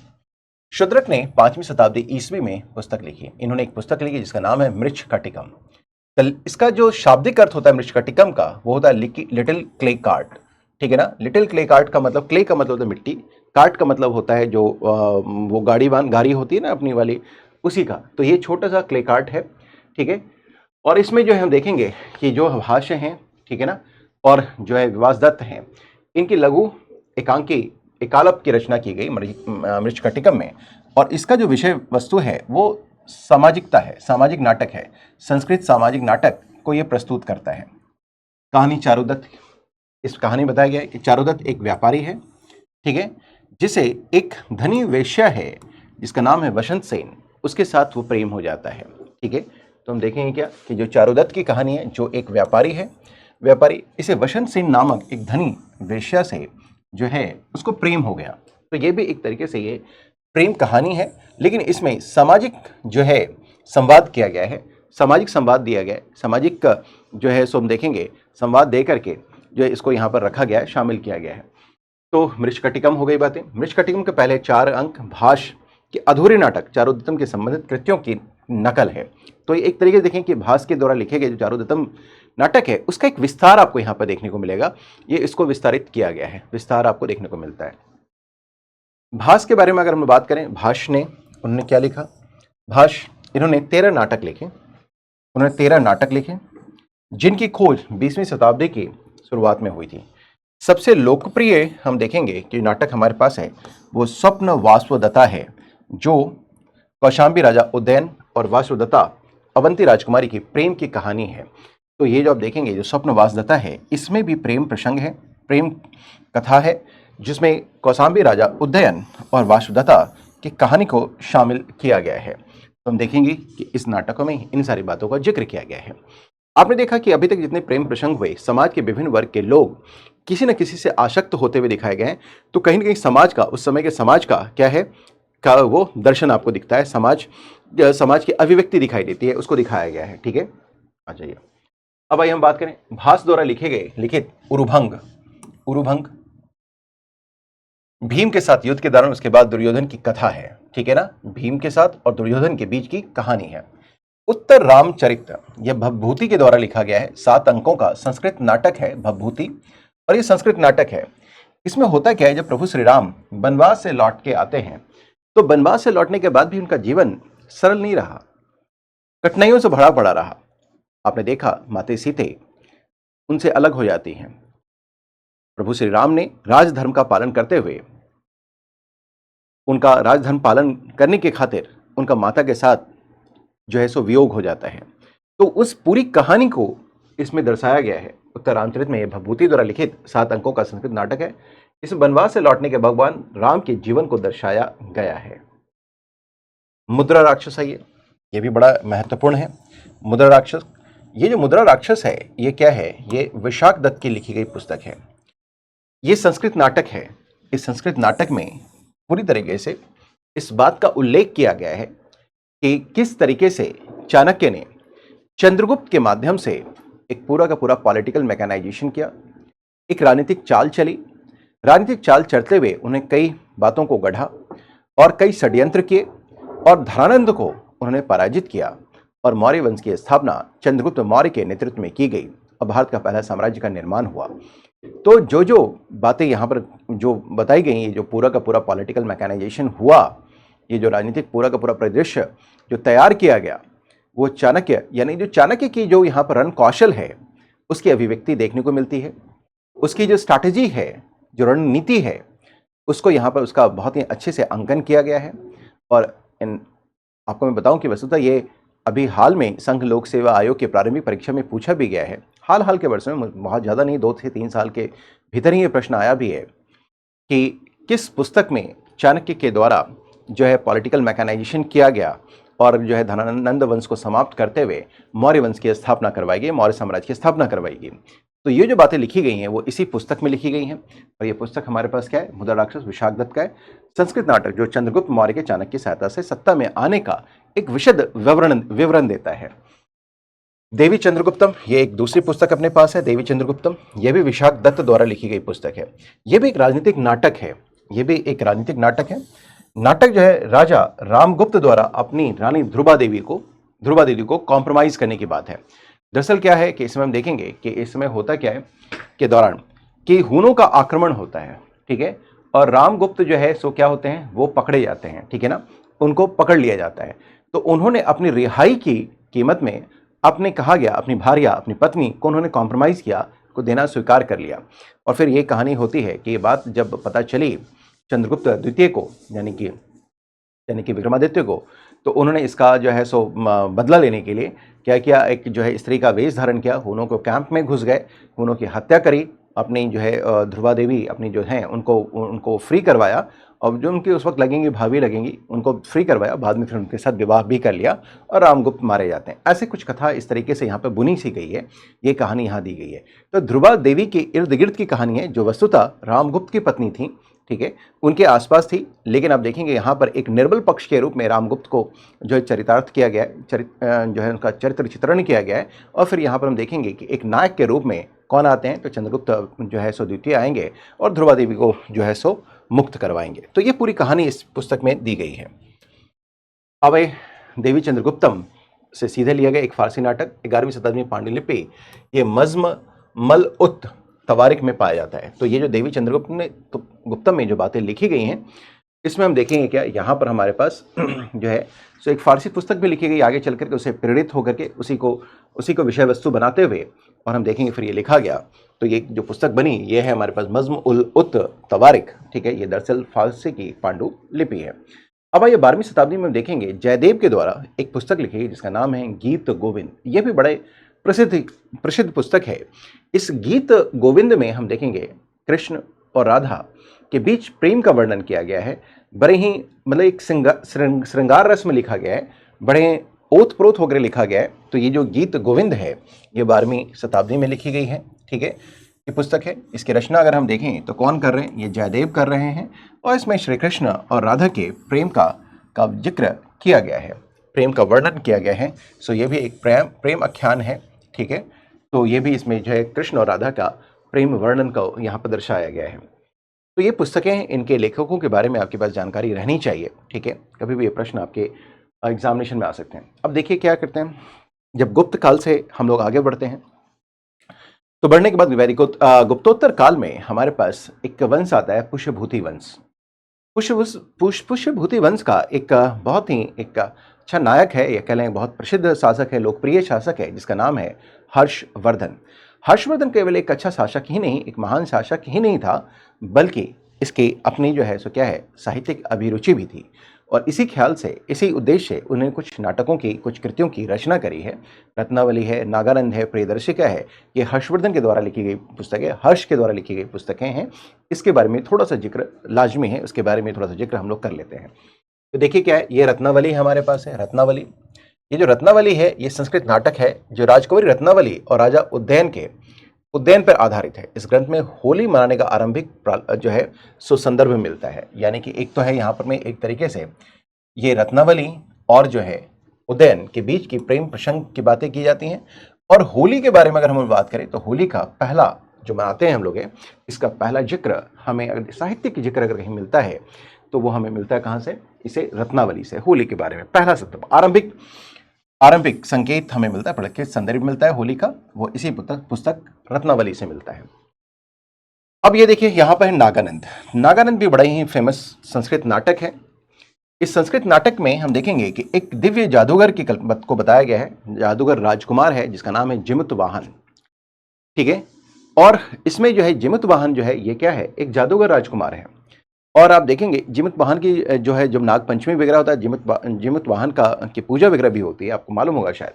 जो एक दिव्य जादूगर है, राजकुमार है, ठीक है, ये इसका नाम है जिमुत वाहन। ये जो जिमुत वाहन है ये नागों की रक्षा के लिए ये सामने आते हैं। ठीक है, नागों की रक्षा के लिए उसके निस्वार्थ कार्य की कहानी है। इस ग्रंथ में नंदी श्लोक के अंदर बुद्ध का आवाहन भी शामिल है। प्रियदर्शिका के बारे में बात करें तो यह भी एक संस्कृत नाटक है जिसमें राजा उदयन और दृगवर्मन की बेटी प्रियदर्शिनी के मिलन का उल्लेख है। ठीक है, मिलन का उल्लेख है। राजा उदयन और सम्राट दृगवर्मन की बेटी प्रियदर्शिनी के मिलने की कहानी है। ठीक है, तो आप देखेंगे जो अक्सर जो इस समय साहित्य लिखे जा रहे हैं, साहित्य में वो श्रृंगार की बातें हैं। ठीक है ना, आपने देखा है प्रेम की बातें हैं। यहाँ पर जो बातें की जा रही हैं ये इस समय हमें देखने को ज़्यादा मिलता है, और उनके माध्यम से जो है उस समय के जो है समाज का दर्शन भी उद्घटित होता है। अब आइए देखिए, अब तो ये बात थी ब्राह्मण संस्कृत ग्रंथों के बारे में, संस्कृत की परंपरा चली रही है। आप जानते हैं कि बौद्ध जो साहित्य हैं वो मुख्य रूप से पाली में लिखे गए, लेकिन हम देखेंगे साहित्य जो भाषा है या जो साहित्य है वो किसी भाषा तक सीमित नहीं रहता है। तो बौद्ध साहित्य जो कुछ हैं वो संस्कृत में भी लिखे गए। ठीक है, तो संस्कृत में लिखे गए बौद्ध साहित्य हैं, ये खासकर हमारे एक परीक्षा के लिए महत्वपूर्ण हो जाते हैं। तो संस्कृत में लिखे गए जो बौद्ध धर्म ग्रंथ हैं उसमें हमारे पास एक जो पुस्तक है वो है हमारे पास बुद्ध चरित्र। ये अश्वघोष के द्वारा लिखा गया, के द्वारा लिखे थे। दूसरी शताब्दी ईस्वी की शुरुआत में लिखा गया। गौतम बुद्ध के जीवन पर आधारित है, एक महाकाव्य है। तो बुद्ध के जीवन पर आधारित एक महाकाव्य है। ठीक है, ये बातें हो गई। दूसरी जो पुस्तक है इसमें देखेंगे अश्वघोष की, वो है महाविवाश सूत्र। ठीक है, ये भी दूसरी शताब्दी ईस्वी में लिखा गया। ये महायान धर्म का जो संप्रदाय है उनका एक ग्रंथ है जिसमें अन्य गैर बौद्ध दर्शनों के बारे में भी चर्चा की गई। तो अश्वघोष ने लिखा, बुद्ध चरित्र को लिखा, और ये जो महाविवाश सूत्र को। जब बुद्ध चरित्र के बारे में आते हैं, तो चरित्र शब्द का मतलब होता है आपका जीवनी लिखने वाला, यानी कि ये बायोग्राफी है लॉर्ड बुद्धा की, यानी कि जो हैं बुद्ध हैं उनके जीवन की गाथा है ये बुद्ध चरित्र। अब आ जाइए, आगे बढ़ते हैं हम लोग हैं कमल सूत्र, ठीक है ना। ये जो है ये महायान बौद्ध धर्म का एक पुस्तक है, महायान बौद्ध धर्म से संबंधित है, महायान बौद्ध धर्म। और इसे सद धर्म पुंडरिक सूत्र के नाम से भी जाना जाता है। सद धर्म पुंडरिक सूत्र इसका दूसरा नाम है, कमल सूत्र का जाना जाता है। ये भी एक प्रमुख ग्रंथ है। संस्कृत में कुछ जैन ग्रंथ भी लिखे गए, ठीक है, जैन ग्रंथों की परंपरा भी है यहाँ पर में। तो संस्कृत में जैन ग्रंथ जो लिखे गए उनके बारे में भी थोड़ी सी चर्चा लाजमी है, उनके बारे में भी हम लोग बात कर लें, वो भी हमें जानना जरूरी है। तो इनकी चर्चा भी हम लोग कर लेते हैं, जिसमें जैन दर्शन की शिक्षाएं, जैन दर्शन है, सिद्धांत हैं, शिक्षाएं हैं, आख्यान भी शामिल हैं। एक है हमारे पास ज्ञान मीमांसा। ये ज्ञान मीमांसा नैतिकता और खगोल विज्ञान को संबोधित करता है। नैतिकता और खगोल विज्ञान को क्या करता है, संबोधित करता है। दिगंबर और श्वेतांबर संप्रदायों के ग्रंथ को स्वीकार भी करता है। ये दोनों में लिखा है। शांतिनाथ चरित्र है, ठीक है, ये 16वें तीर्थंकर हैं। शांतिनाथ से संबंधित एक महत्वपूर्ण जैन ग्रंथ है जो संस्कृत में लिखा गया है और इसे यूनेस्को द्वारा इसे वैश्विक निधि के रूप में मान्यता भी मिली हुई है। तो जो शांतिनाथ चरित्र है ये भी बड़ा महत्वपूर्ण हो जाता है। फिर एक पुस्तक है हमारा जिनसेन, जो एक जैन दिगंबर जैन भिक्षु हैं जिनका नाम है जिनसेन, उनके द्वारा आदि पुराण लिखा गया। तो ये जो है ये भी महत्वपूर्ण है, अक्सर ये आता भी है। दिगंबर भिक्षु ये जिनसेन हैं, इनके द्वारा ये लिखा गया है, जिनसेन के द्वारा इसे लिखा गया है, द्वारा लिखा गया। ये पहले 22 तीर्थंकरों के जीवन का वर्णन करता है। पहले 22 तीर्थंकर, यानी कि इसमें आखिरी के जो तीर्थंकर हैं, यानी कि 23वें और 24वें, 23वें पार्श्वनाथ और 24वें महावीर, उनकी चर्चा यहाँ नहीं मिलती है। बाकी हम देखेंगे बाकी 22 तीर्थंकरों की चर्चा यहाँ मिलती है। फिर आचार्य जिनसेन के बारे में ही बात करें तो इनके कुछ अन्य लिखे गए पुस्तक हैं जिनमें महापुराण और हरिवंश पुराण भी शामिल हैं। यानी कि जिनसेन ने कुछ अन्य पुस्तकों की भी रचना करी और वो हमारे पास है महापुराण, ठीक है, ये भी लिखा उन्होंने। इसके अलावा हम देखेंगे तो उन्होंने हरिवंश पुराण भी लिखा है, ये भी हमारे लिए महत्वपूर्ण हो जाता है, ठीक है। तो जिनसेन, महापुराण, हरिवंश पुराण, ये सारी बातें हैं। आदि पुराण, जिनसेन, शांतिनाथ चरित्र, तो ये सब कुछ पुस्तकें हैं जिनके बारे में थोड़ा सा हमें ध्यान में रखना चाहिए। अब आइए हम लोग बात करते हैं पाली और प्राकृत में लिखे गए साहित्यों की, इसकी चर्चा भी होनी जरूरी है। तो पाली और प्राकृत साहित्य में लिखे गए पुस्तक हैं। उत्तर वैदिक काल में साहित्य का विस्तार संस्कृत से आगे बढ़कर प्राकृत और पाली भाषा में हुआ। मैंने कहा 6ठी शताब्दी ईसा पूर्व से हम देखेंगे कि जब नास्तिक संप्रदायों की उत्पत्ति हुई, जो है 62 नास्तिक संप्रदायों की उत्पत्ति हुई, जिसमें बौद्ध धर्म और जैन धर्म हुए, जो काफी लोकप्रिय संप्रदाय के रूप में उभर कर आते हैं। तो उनकी जो बातें थीं या जो वो सिद्धांत थे, जो शिक्षाएं थीं, वो उस समय की बोलचाल की भाषा में दी गई। उसमें उसका क्या है, प्राकृत और पाली में। तो इससे उसकी लोकप्रियता बढ़ी। जाहिर सी बात है कि जब ये शिक्षाएं, जब ये दर्शन, ये बातें कही गई, आख्यान दिए गए और वो उन भाषाओं में दिए गए जिनको लोग ज़्यादा समझते थे, पाली और प्राकृत में, तो निश्चित तौर पर उसमें भी साहित्यों का निर्माण होगा और बड़ी समृद्ध साहित्य भी उभर करके आएंगे। तो हम देखते क्या है कि बौद्ध साहित्य, ठीक है, ये बौद्ध साहित्य जिसको कि हम देखेंगे कि पाली में लिखा गया, पाली में। और ये जो है एक मध्य इंडो आर्यन भाषा है, मध्य इंडो आर्यन भाषा ये भी है, जिसका प्राचीन भारतीय भाषा संस्कृत से गहरा संबंध है। पाली में बौद्ध साहित्य में मुख्य रूप से थेरवाद बौद्ध धर्म के विहित ग्रंथ हैं। यानी कि जो पाली है, पाली बौद्ध साहित्य में मुख्य रूप से थेरवाद बौद्ध धर्म के ग्रंथ शामिल हैं, जो बौद्ध धर्म का सबसे पुराना जीवित शाखा है। यानी कि अगर हम लोग बात करें थेरवाद के बारे में, तो ये बातें जान लीजिए, ये भी बड़ा महत्वपूर्ण है, इसको जानना जरूरी है आपके लिए कि जो थेरवाद है, थेरवाद, इसके बारे में अगर चर्चा करें हम लोग थेरवाद के बारे में, तो ये सबसे पुरानी जीवित शाखा है बौद्ध धर्म की, सबसे पुरानी, ठीक है। ये हमारे लिए बड़ा महत्वपूर्ण हो जाता है, इस बात को भी ध्यान में रखना हमारे लिए जरूरी है। बौद्ध साहित्य को मोटे तौर पर विहित और गैर विहित कार्यों में वर्गीकृत किया जाता है। अब ये देखिए, विहित साहित्य में अगर हम लोग बात करें तो इसमें जो है हमारे पास त्रिपिटक आते हैं। त्रिपिटक, ये पिटक जो है ये 3 हैं। त्रिपिटक के बारे में बात करें तो पिटक हमारे पास 3 है, इसलिए इनको त्रिपिटक कहा गया है, ठीक है, जो कि पाली में लिखा गया है, पाली में लिखा गया है। और ये जो 3 पिटक हैं, इसमें विनय पिटक, सूत पिटक और अभिधम पिटक शामिल हैं, ठीक है। तो हम देखते हैं कि ये जो विनय पिटक हमारे पास है, इस विनय पिटक में अब देखिए कि जो बौद्ध भिक्षु भिक्षुणी हैं, जब वो संघ के अंदर रहते हैं तो उनके लिए कुछ नियम और कानून होने जरूरी है, नियमावली है। तो हम देखेंगे कि ये क्या है, बौद्ध भिक्षुओं के लिए, मठावासियों के लिए एक नियम है। उसके अलावा हम बात करें सूत पिटक के बारे में, तो बुद्ध की शिक्षाओं का संग्रह है, बुद्ध की शिक्षाओं का ये संग्रह है, ये भी हमारे पास है। फिर हम अगर बात करें, हमारे पास अभिधम पिटक है, अभिधम पिटक। तो इस अभिधम पिटक में अगर हम देखें तो हमारे पास क्या है, नैतिकता, मनोविज्ञान, या ज्ञान के सिद्धांत से संबंधित विभिन्न विषयों का वर्णन करता है। और गैर विहित साहित्य में अगर हम लोग बात करें तो हम देखें तो हमारे पास यहाँ पर जातक हैं।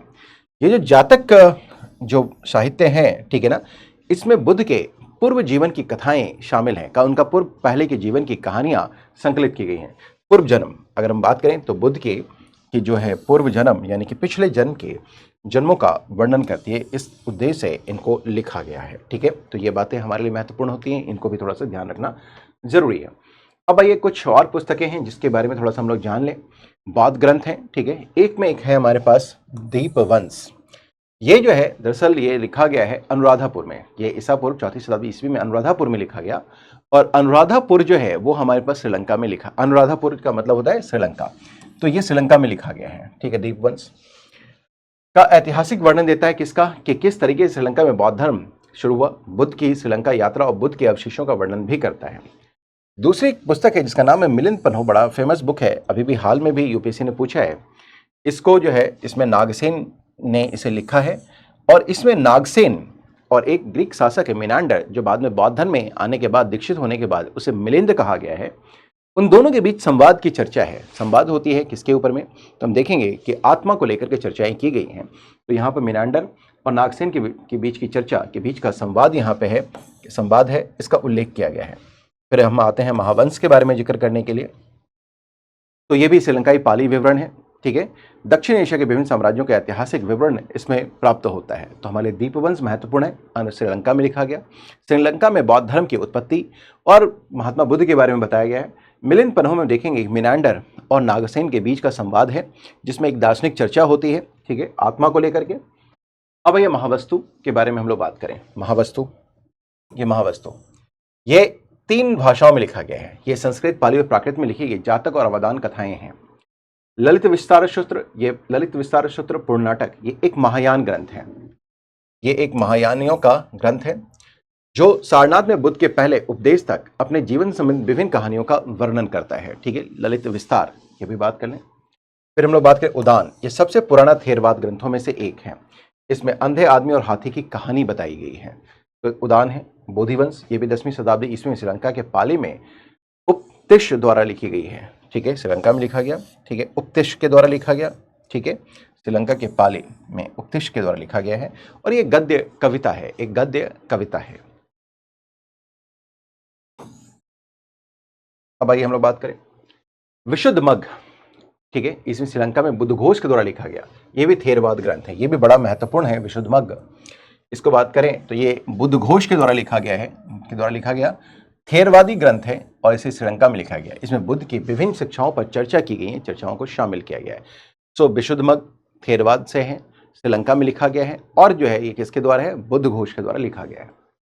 बुद्ध चरित्र के बारे में बात करें, बुद्ध चरित्र, इसे अश्वघोष ने लिखा है। इसे संस्कृत में बुद्ध चरित्र काव्यसूत्र भी कहा जाता है। यह गौतम बुद्ध के जीवन पर लिखा गया एक महाकाव्य है और यह 28 अध्यायों में बुद्ध के जन्म से लेकर मृत्यु तक के पूरे जीवन का वर्णन करता है। बुद्ध चरित्र, चरित्र का मतलब हो गया आपकी बायोग्राफी, जीवनी। ठीक है, चलिए आगे बढ़ते हुए आते हैं हम लोग हैं जैन साहित्यों के बारे में भी हम लोग थोड़ी सी बातचीत कर लें। तो देखिए क्या है, ये प्राकृत में लिखे गए, ये तो हमें पता है। ठीक है, महावीर के जो अनुयायी थे जिनको गंधर कहा जाता था, उन्होंने इसको संकलित किया था। तो वर्तमान में देखेंगे अंग है, अंग भी एक साहित्य है, जैन साहित्य है। ठीक है, जिसको लिखा गया। और उसके आगम जो है वो भी संस्कृत, ये देखते हैं ये जैन आगम है, अगम या आगम। ठीक है, ये धार्मिक ग्रंथ हैं। इसके अलावा हम देखेंगे जैन आगम प्राकृत में लिखे गए, आगम प्राकृत में लिखे गए हैं। ठीक है, वेद ग्रंथ जिसमें जैन तीर्थंकरों के उपदेश शामिल है। प्रारंभ महावीर के प्रमुख अनुयायी, जो महावीर के अनुयायी हैं, उनको गंधर कहा जाता है, ये याद रखना है। इन्हें संकलित किया। वर्तमान जो अंग है हमारे पास, या जो आगम है, ठीक है, 5वीं शताब्दी के मध्य में गुजरात के वल्लभी में आयोजित श्वेतांबर संप्रदाय के भिक्षुओं का एक परिषद में पुनः संकलित किया गया। और आगम को दिगंबर नहीं मानते हैं। आगम जो है ये भी जैन साहित्य है, जिसको मानने का काम कौन करेंगे, श्वेतांबर करेंगे। दिगंबर इससे जो है संबंधित नहीं है। तो दिगंबर जो है वो आगम साहित्य को नहीं मानते, आगम साहित्य को नहीं मानते हैं। तो ये एक महत्वपूर्ण बात है जिसको आपको याद रखना है। तो जो आगम साहित्य है, इसके साथ जिनका जुड़ाव है वो है कौन, श्वेतांबर। श्वेतांबर ने जो है इसे गुजरात के वल्लभी में इसे फिर से संकलित करने का कार्य किया था। अब ये कुछ और किताबें हैं प्राकृत में लिखी गई। गाथा सप्तसती है, इसके बारे में हम लोग बात करें। गाथा सप्तसती, ठीक है ना, ये राजा हाल के द्वारा लिखा गया पुस्तक है। ये प्राकृत में ही लिखा गया है, प्राकृत भाषा में लिखा गया है। और एक राजा है, राजा हाल, ठीक है, राजा हाल ने इसे लिखा है। इसमें 44 श्लोकों का योगदान है। अन्य श्लोक महिला कवित्रों ने लिखे हैं। इसे अक्सर कामसूत्र के विपरीत माना जाता है, ठीक है। ये जो है कामसूत्र के विपरीत है ये आपके पास। उसका उपसर्ग जो है उपसर्गहारम स्रोत, इसकी रचना भद्रबाहु ने की है और ये भी प्रकृत में है। तो इनको थोड़ा सा आपको याद रखना होगा। नहीं, प्राकृत में की है। ये 23वें तीर्थंकर पार्श्वनाथ की भक्ति है, ये भी महत्वपूर्ण है आपके लिए। कल्पसूत्र ये श्वेतांबर से जुड़ा हुआ है, श्वेतांबर संप्रदाय से जुड़ा हुआ है, जो प्राकृत भाषा में लिखा गया है। थोड़ा सा ये गद्य में है और थोड़ा सा ये पद्य में लिखा गया है। कालकाचार्य कथा जो है ये भी श्वेतांबर संप्रदाय से संबंधित है कि एक महान जैन मुनि कालक और उनकी बहन की कहानी बताती है। ये प्राकृत भाषा में भी लिखा गया है, ठीक है। तो ये कुछ मोटी मोटी बातें हैं जो कि अभी जो है ये तथ्यात्मक बातें हैं, इसको थोड़ा सा आपको याद रखना पड़ेगा। उसके शिल्पाधिकारम आप ये जानते हैं, तमिल साहित्य में इसका विशेष स्थान है। इलांगो अदिगल ने इसे लिखा है। ये एक नैतिकता पर आधारित ये पुस्तक है। इलांगो अदिगल शिल्पाधिकारम तमिल साहित्य में है, सर्वश्रेष्ठ साहित्यों में से माना जाता है और ये आपको मालूम होगा। महापुराण और आदिपुराण, इसकी चर्चा भी हम लोगों ने कर रखी है। महापुराण और आदिपुराण ये जैन दिगंबर भिक्षु और वीरसेन के शिष्य जिनसेन द्वारा संस्कृत में लिखा गया है, ठीक है। हरिभद्र सूरी ने भी लिखा, संस्कृत में लिखा गया है, श्वेतांबर संप्रदाय से जुड़ा हुआ है। षड दर्शन समुच्चय लिखा गया है भी है, जो जैन धर्म की तुलना में भारतीय दर्शन के अन्य संप्रदायों से अलग है। नेक्स्ट आ जाइए, अब देखिए संगम साहित्य। अब ये तमिल साहित्यों के बारे में हम लोग बात करें, संगम साहित्य के बारे में। तो ये संगम साहित्य में एक है हमारे पास तोलकाप्पियम। ये जो है तोलकाप्पियम है, ये तोल्काप्पियर के द्वारा लिखा गया है और ये जो है सो व्याकरण पर लिखी गई पुस्तक मानी जाती है। तमिल व्याकरण पर लिखी गई पहली पुस्तक हमारे पास है। तो तोल्काप्पियर, ये तोल्काप्पियम पेरियार थर ने इसको किया है। ये प्रारंभिक तमिल कविता को समझने का एक जरिया है। इस तोल्काप्पियम के देखेंगे तो 3 खंड हैं, 3 पुस्तक इसके अंदर है। पहला हमारे पास है एलुत्तिकारम, दूसरा है हमारे पास सोलात्तिकारम और है पोरुलात्तिकारम। दरअसल ये जो है पहली वाली ये तमिल लिपि और स्वर विज्ञान से संबंधित है। दूसरा है ये व्याकरण से संबंधित है, ठीक है, ये स्वर से, ये लिपि और स्वर से संबंधित है। और जो है पोरुलात्तिकारम ये जो है सो के साहित्य की विषय वस्तु या सामग्री पर प्रकाश डालता है। तो ये तोल्काप्पियम के 3 पुस्तक हो गए, 3 खंड हो गए। अब आइए हम बात करें एतु तोगड़, यह भी शास्त्रीय तमिल कविता है, तमिल कविता का एक संग्रह है। एतु तो गोई का अंग्रेजी में अनुवाद किया गया आर्ट एंथोलॉजी, 8 संकलन है। ये 8 संकलन के नाम है एंगु रूनूरू, नारी नाई, अग्ना नूरू, पूर्णा नूरू, कुरुंथोगई, एलिथुथोगई, परिपादल और पदी परिरूपत, ये पत्तु, ये इसके ही 8 अंग है जो कि तमिल में है। शिल्पाधिकारम जिसकी चर्चा हमने अभी करी थी, ये इलांगो अदिगल का है, ये भी संगम साहित्य है और ये प्रेम कहानी है, नैतिकता पर आधारित है। प्रेम में क्या है कि कोवलम एक व्यापारी है, कन्नगी की उसकी प्रेम की कहानी है, ठीक है। कन्नगी उसकी जो है प्रेमिका होती है, उसकी कहानी है यहाँ पर दर्शाया गया है। ये प्रेम प्रसंग है ये फिर से, ठीक है। और इसमें देखें फिर विश्वासघात होता है कोवलम के साथ। जब उसका व्यापार डूबता है तो कन्नगी उसके साथ विश्वासघात करती है। फिर उसकी जो पत्नी होती है वो जो है सो पत्नी किसकी, कोवलम की, जो है वो क्या करेगी, वो उसके लिए न्याय की बात करती है। क्योंकि कोवलम जो है एक बार दुर्भाग्य का शिकार हो जाता है पांड्य शासक के अधीन, जहाँ पर उसके ऊपर चोरी का आरोप लगाया जाता है और वो फिर उसको फांसी पर लटका दिया जाता है। बाद में इसका जो है सो पूरा वो जो कहानी है इसके अंदर ये बताया गया है, ये पूरी कहानी। अब ये थोड़ा सा देखिए, हम लोग थोड़ा फॉरेन अकाउंट्स को भी देख लें, ठीक है। तो देखिए मेगास्थनीज जो है ये चंद्रगुप्त मौर्य के समय में कहाँ आता है, ये भारत दौरा करता है और इसने इंडिका नामक पुस्तक लिखी है। इस इंडिका पुस्तक में हम देखेंगे कई विषयों के ऊपर चर्चा की गई है। इसमें अगर बात करें तो ये जो है इसकी विकास, वनस्पति यहाँ के बारे में, यहाँ के भारत के समृद्ध विरासत के बारे में, यहाँ के जीव, भूगोल आदि, समाज, अर्थव्यवस्था सबके ऊपर लिखी गई पुस्तक है। बहुत व्यापकता में लिखी गई ये पुस्तक है हमारे पास इंडिका।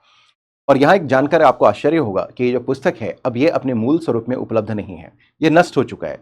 तो अब ये पुस्तक है कैसे, तो ये अन्य पुस्तकों के संदर्भ में ये अब उपलब्ध है। जैसे मान लीजिए जब कोई आप अनुसंधान करते हैं, कोई रिसर्च करते हैं, तो आप कई पुस्तकों का संदर्भ लेते हैं और संदर्भ को आप कोट करते हैं, ना, तो कोट आप करेंगे, ठीक है। तो अब ये केवल संदर्भों में उपलब्ध है, मूल स्वरूप में ये पुस्तक अब उपलब्ध नहीं है, नष्ट हो चुकी है। फाहियान, ठीक है, फाहियान जो है ये भी हम देखेंगे। जो फाहियान है ये जो है चंद्रगुप्त ये जो फाहियान है ये चंद्रगुप्त मौर्य नहीं, चंद्रगुप्त विक्रम जो है द्वितीय के काल में भारत आता है, ये गलत है यहाँ पे, ये द्वितीय के काल में भारत आता है, ठीक है ना। और ये जो है इसने फो कोकी लिखा है, एक पुस्तक है जिसको लिखते हैं फो कोकी, ठीक है। ये बौद्ध साम्राज्य का एक रिकॉर्ड भी है, ठीक है। इतनी बातें हो गई, नेक्स्ट आ जाइए। ये वेइनचांग हम देखेंगे, वेइनचांग है, वेइनचांग जो हर्षवर्धन के समय में भारत आता है और इसने भी अपना एक विशद विवरण जो है सो लिखा है, ठीक है ना। एक सी यू की में इसकी जो पुस्तक है वो है हमारे पास सी यू की, ये उसका पूरा यात्रा वृतांत है। ये जो है ये यात्रा वृतांत है, वृतांत, ये यात्रा वृतांत है, ये पूरा लिखा गया है, ठीक है। तो वेइनचांग ने ये सी यू की लिखा, जो उसका यात्रा वृतांत है, जो भारत में वो आता है उसकी चर्चा वो यहाँ पर करता है। अब ये कुछ और हैं जिनके बारे में हम लोग फटाफट इसको भी हम लोग देख लें। अल मसूदी एक अरबी यात्री है जिसने लगभग 10वीं शताब्दी ईस्वी में जिसने भारत का दौरा किया, अल मसूदी, और एक किताब लिखी the meadows of gold and mines of James, ठीक है, जो वैज्ञानिक भूगोल, सामाजिक टिप्पणी और जीवनी के साथ विश्व इतिहास का एक संयोजन है। इसकी जो है एक और किताब है जो उसकी यात्रा है वो मुरुज अल जहब की प्रसिद्ध यात्रा की पांडुलिपि भी है, अल मसूदी ने लिखी। अल बरूनी ने किताब लिखी है जो आप जानते ही होंगे, जिसके उन्होंने किताब लिखा, ठीक है, ये कौन सा लिखा, अल फहतीम भी लिखा गया है, ठीक है। किताबुल हिंद तो लिखा ही था उसने, किताबुल हिंद जिसकी सबसे फेमस बुक है, जो हमारे यहाँ पूछा भी जाता है अपने एग्जामिनेशन में, किताबुल हिंद जो अरबी भाषा में है। ये धर्म, दर्शन, त्योहार, खगोल विज्ञान, इन सब की चर्चा किताबुल हिंद में की गई है, अल बरूनी की पुस्तक है, ठीक है। अब आइए हम लोग बात करें मार्को पोलो के बारे में, ठीक है ना। ये मार्को पोलो है, ये वेनिस का एक यात्री है हमारे पास, वेनिस व्यापारी है, खोज करता है, लेखक है। 13वीं सदी ईस्वी के बीच में भारत का दौरा किया, उसने पांड्य साम्राज्य का दौरा करके किताब लिखी जिसका नाम है the travels of Marco Polo. उसकी एक देश से दूसरे देश की यात्रा का वर्णन है। इब्न बतूता रेहला नामक पुस्तक लिखता है, मोहम्मद बिन तुगलक के समय ये भारत आता है, 14वीं शताब्दी में आता है, ठीक है। रेहला उसका लिखा गया, फिर से ये भी एक जो है यात्रा वृत्तांत है, इसकी चर्चा भी यहाँ पर की गई है। निकोलो दी काउंटी के बारे में बात करें, इसने भी एक पुस्तक लिखा है जो लैटिन में लिखी गई पुस्तक है, जो ये भी वेनिस का यात्री है, विजयनगर के यात्रा पे आता है। दी वेरिएंट फॉर्चून लिखा गया है।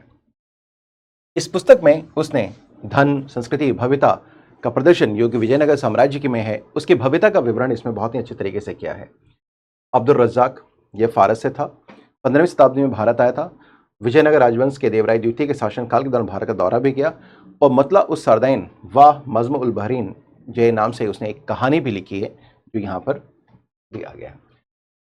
अब भाई हम लोग बातें कुछ फारसी साहित्य हैं उसकी चर्चा कर लें। एक होता है दीवानी, दीवान जो है दरअसल क्या होता है कि फारसी कविताओं का संग्रह है, संकलन है, तो दीवान कहते हैं। फिर नूह से फिर देवल रानी खिलज खां, ये एक दुखद प्रेम कहानी है, अमीर खुसरो देहलवी द्वारा ये सारी लिखी गई हैं। तारीख फिरोज शाही, ये लिखा है तारीख फिरोज शाही, ये जियाउद्दीन बर्नी का लिखा गया है, बड़ी फेमस बुक है, इसको याद रखना है, जियाउद्दीन बर्नी ने, ठीक है, लिखा है।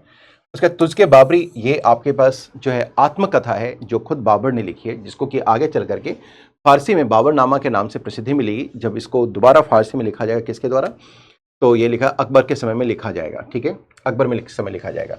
अदरवाइज तुझके बाबरी ये आत्मकथा है जो कि खुद बाबर ने लिखी है। अब आइए हुमायूं नामा अगर हम लोग बात करें तो ये गुलबदन बेगम यानी कि हुमायूं की जो सौतेली बहन है उसने इसे लिखा है, गुलबदन बेगम। आईने अकबरी और अकबरनामा, दरअसल क्या है कि आईने अकबरी अकबरनामा का ही तीसरा अध्याय है, एक अध्याय है, कई अध्यायों में बटा हुआ है, तो जो तीसरा अध्याय है अकबरनामा का वही है आईने अकबरी, ठीक है, जिसको अबुल फजल ने लिखा है।